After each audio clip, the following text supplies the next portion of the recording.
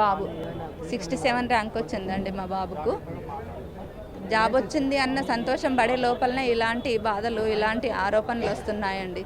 మేము మా బాబుని చిన్నప్పుడు తెలుగు మీడియంలోనే చదివించాము. 7th వరకు మారుమూల గ్రామంలో చిన్నలచ్చపేట విలేజ్లో చదివాడు. 8th నుంచి ఇక్కడికి కేవలం మా బాబు స్టడీస్ గురించనే మేము ఇక్కడికి వచ్చామండి. వ్యవసాయం పొలాలు అవి ఇవి చేసుకుంటూ ఉండేవాళ్ళం. ఇక్కడికి వచ్చి మా బాబుని చదివిస్తూ చెరొక ప్రైవేట్ జాబ్ చేసుకుంటూ మా బాబుని చదివించాము. తను కూడా చాలా అంటే చాలా కష్టపడి చదివారండి మా బాబు. చాలా అంటే చాలా, అసలు అది మాటల్లో చెప్పలేము, అంత కష్టపడి చదివిండు. చాలా పెళ్ళిళ్ళు, ఫంక్షన్లు, దసరాలు, అసలు ఇప్పటికీ 3 years అవుతుంది మేము దసరా మా బాబుతో జరుపుకోకుండా. ఈ దసరానైనా కానీ మంచిగా జరుపుకుందాం అనుకున్నాం. ఆ లోపల ఇలాంటి విషాదాలు చేస్తున్నారు. అంటే మీ కష్టాన్ని ఈరోజు అవహేళన చేసినట్టే ఉంటుంది కదా.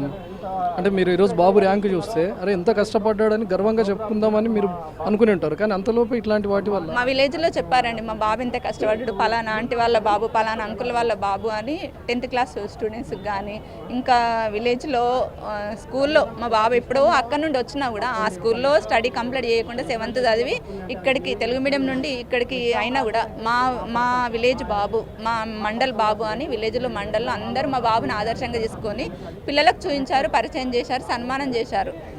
ఇంత కష్టపడితేనే ఇలాంటి జాబ్ వస్తుంది అని అందరికి తెలియజెప్పారు.